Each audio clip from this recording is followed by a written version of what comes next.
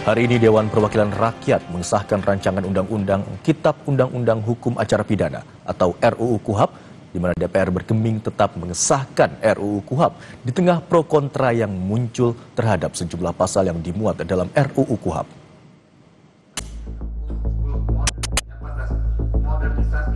Hari ini, Dewan Perwakilan Rakyat akan mengesahkan rancangan Undang-Undang Kitab Undang-Undang Hukum Acara Pidana atau RUU KUHP. DPR bergeming tetap mengesahkan RUU KUHP di tengah pro kontra yang muncul terhadap sejumlah pasal yang dimuat dalam RUU KUHP. Ketua Komisi 3 DPR RI Habibur Rahman menampik tudingan tidak dilibatkannya publik dalam pembahasan RUU KUHP. Habibur Rahman menyebut 99% isi berasal dari masyarakat sipil. 100% lah ya, mungkin 99,9% KUHP baru ini merupakan masukan dari masyarakat sipil, ya, terutama dalam penguatan peran advokat dan hak tersangka sebagai mekanisme untuk mengontrol agar aparat penegak hukum tidak melakukan kesewenang-wenangan. Sebelumnya, anggota Komisi 3 DPR fraksi PKB Hasbiyallah Ilyas mengaku pembahasan RUU KUHP dilakukan secara transparan dan dalam jangka waktu yang lama. Komisi 3 DPR juga telah berdiskusi dengan para ahli, termasuk mendengarkan masukan dari masyarakat. Pembahasan KUHP ini bukan waktu yang pendek ya. Ini sudah panjang, sudah hampir 1 tahun. Kita sangat terbuka DPR ini, terutama di Komisi 3, akademisi kita undang, praktisi hukum kita undang, hampir semua yang kita undang. Tidak ada yang kita tidak undang. Kita minta masukannya. Penolakan dari publik pun menguat. Koalisi Masyarakat Sipil untuk Pembaruan KUHP berunjuk rasa di gerbang Pancasila DPR RI. Mereka juga melaporkan belasan anggota Komisi 3 DPR RI ke Mahkamah Kehormatan Dewan atau MKD karena dinilai telah mengabaikan partisipasi publik dalam proses legislasi. Karena dalam proses panjang pembahasan KUHP ini setidak-tidaknya sejak bulan Mei 2025 lalu kami tidak melihat proses ini dilandasi atau berbasis dengan partisipasi publik yang bermakna. Misalnya sejak tanggal 8 Mei kami diundang untuk hadir dalam suatu proses diskusi informal, tapi ternyata itu diklaim sebagai suatu proses yang disebut rapat dengar pendapat umum. Padahal ada rapat panja yang di dalamnya kami menilai dan berbagai anggota koalisi menilai ada pencatutan yang dilakukan oleh pimpinan panja dari unsur DPR RI khususnya, termasuk juga pemerintah, yang mengklaim bahwa draft yang ada itu telah menyerap aspirasi atau masukan publik. Penolakan juga datang dari Koalisi Masyarakat Sipil yang menilai secara substantif draft RUU memuat ketentuan yang lebih buruk dari aturan yang berlaku, termasuk potensi pengabaian hak tersangka, lemahnya jaminan bantuan hukum, serta ketidakjelasan perlindungan bagi kelompok rentan. Koalisi juga menilai RUU ini memberikan perluasan kewenangan upaya paksa kepada aparat penegak hukum tanpa mekanisme pengawasan yang kuat. Rentan sekali penyalahgunaan kewenangan atau abuse of power, dan ini rentan sekali pelanggaran hak asasi manusia, baik itu melalui penangkapan, penahanan, penyitaan, penggeledahan, ya, penetapan tersangka, bahkan dalam KUHP ini akan ditambah lagi kewenangan kepolisian, itu soal penyadapan dan juga pemblokiran. Kita tahu tuntutan reformasi Polri itu kencang disuarakan publik, dorongan agar kepolisian ini diawasi secara sungguh-sungguh oleh publik, ya, oleh lembaga pengawas, itu harus kemudian dilakukan. Tetapi yang terjadi di dalam KUHP justru menambah kewenangan aparat penegak hukum, khususnya kepolisian, dan ini justru menjadi pertanyaan besar bagi bagi para pembentuk undang-undang. Perubahan dalam undang-undang tersebut dinilai memuat pasal-pasal bersifat karet dan berpotensi mengarah pada praktik penyalahgunaan wewenang. Di antaranya pasal 23 yang dinilai tidak ada jaminan akuntabilitas. Kemudian pasal 149, 152 ayat 2, 153, dan 154 yang minim pengawasan yudisial. Sejumlah pasal yang berkaitan dengan upaya paksa tanpa ukuran yang jelas. sidang elektronik tanpa mekanisme akuntabel, investigasi khusus tanpa kontrol, hak korban, dan kelompok rentan belum operasional. Standar pembuktian yang tidak jelas, ketidakberimbangan dalam proses peradilan pidana, serta konsep restoratif justice yang disamakan dengan diversi. Rancangan Kitab Undang-Undang Hukum Acara Pidana telah selesai dibahas DPR dan perwakilan pemerintah. Hari ini, DPR menggelar rapat paripurna ke-8 yang salah satu agendanya adalah pembicaraan tingkat kedua dan pengambilan keputusan terhadap pengesahan rancangan KUHP. Tim Liputan, Kompas TV. Kita akan bergabung dengan jurnalis Kompas TV Nanda Aprilia dan juru kamera Julian Fernando di gedung DPR RI. Selamat siang Nanda. Nanda, kita tahu bersama tadi kita juga saksikan bagaimana Ketua DPR Puan Maharani mengetuk palu tanda disahkannya RUU KUHP menjadi undang-undang. Sebenarnya Nanda, apa yang membuat DPR tetap mengesahkan RUU KUHP meski sejumlah pasal yang dimuat dalam RUU itu menuai pro dan kontra? Imron, kalau saya boleh mengutip apa tadi yang disampaikan oleh Ketua Komisi 3 DPR RI di depan anggota dan tepatnya di rapat paripurna terkait dengan kenapa alasan kemudian RUU KUHP ini atau KUHP sekarang yang punya yang baru. Tadi kalau saya kutip, KUHP yang lama, negara atau aparat negara terlalu powerful. Di KUHP yang baru, warga negara haknya diperkuat. Begitu yang disampaikan oleh Habibur Rahman pada saat rapat paripurna untuk menegaskan kenapa kemudian KUHP ini disahkan pada siang hari ini, Imron.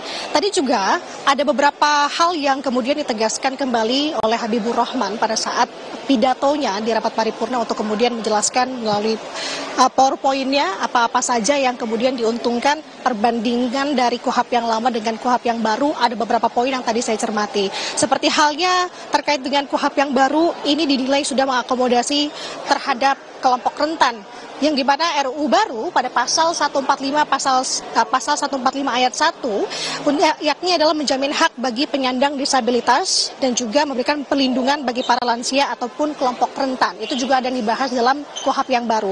Tidak hanya itu, tadi juga dipaparkan mengenai syarat penahanan, yakni kalau di KUHP yang lama biasanya seseorang bisa ditahan dan juga bisa menjadi tersangka ataupun terdakwa. Ada beberapa hal yang menjadi dinilai subjektif. Ada 3 hal yang bisa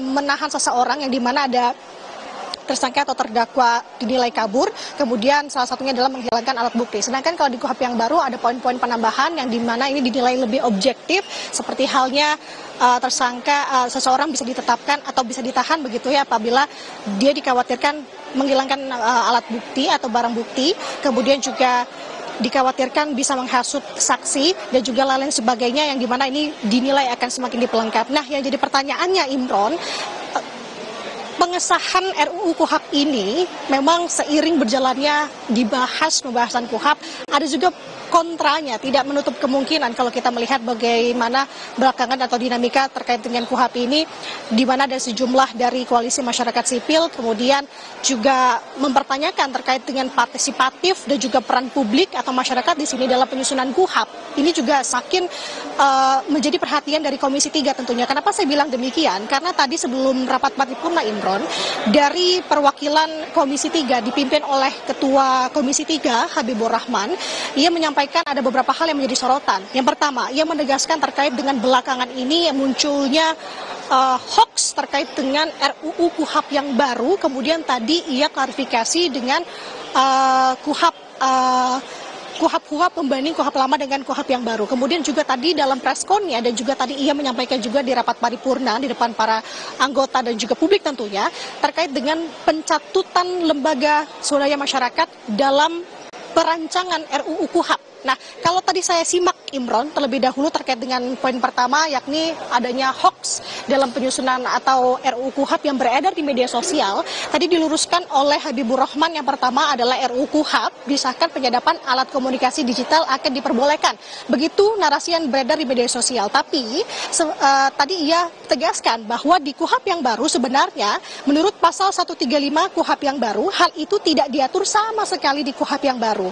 Tapi Tapi nantinya akan ada undang-undang yang memang akan dibahas secara hati-hati lagi, yang akan mengundang turut pihak, salah satunya di sini adalah ketua pengadilan, untuk membahas terkait dengan konteks penyadapan itu sendiri. Artinya konteks penyadapan ini sudah tadi dibahas oleh Habibur Rahman. Kemudian juga ada poin kedua terkait dengan hoax yang beredar di media sosial, seperti halnya polisi bisa membekukan tabungan sepihak atau rekening tabungan, data pribadi, yang dimana sebenarnya tadi ditampik oleh Habibur Rahman pada pasal 139 KUHP baru, semua bentuk pemblokiran tabungan data pribadi harus dilakukan dengan seizin hakim atau ketua pengadilan.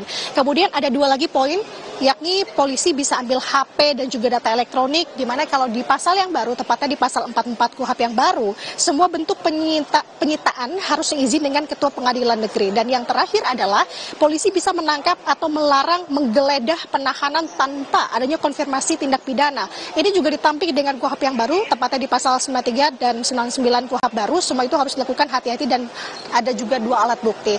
Nah, ini semakin menarik sebenarnya, Imron, apalagi seiring sudah disahkan, tapi ada laporan kepada ke Komisi 3, tepatnya ada 11 anggota Panja pada saat perumusan RUU KUHP. Ini dilaporkan ke Mahkamah Kehormatan Dewan karena apa? Itu tadi tuntutannya karena penyusunan RUU KUHP ini dinilai tidak atau kurang partisipatif dan juga kurang dari saran dari publik. Nah, kita akan cermati bagaimana ke depan kalau melihat dari saat ini KUHP sudah diresmikan. Kalau mengutip terakhir saja, Imron, apa yang disampaikan oleh Wakil Ketua DPR RI Cucun Ahmad Samsulizal kemarin, ya semua tinggal ada judicial review jika memang ada pihak yang tidak setuju dengan isi. Kita lihat ke depannya seperti apa, Imron. Kembali ke studio. Baik, meski menuai pro dan kontra, akhirnya RUU KUHP telah disahkan dalam rapat paripurna siang hari ini. Terima kasih atas laporan Anda, jurnalis Kompas TV, Nanda Aprilia, dan juru kamera Julian Fernando. Proses ini sudah berjalan hampir 2 tahun, sudah melibatkan banyak sekali meaningful participation, sudah lebih dari kurang lebih 130 masukan, kemudian sudah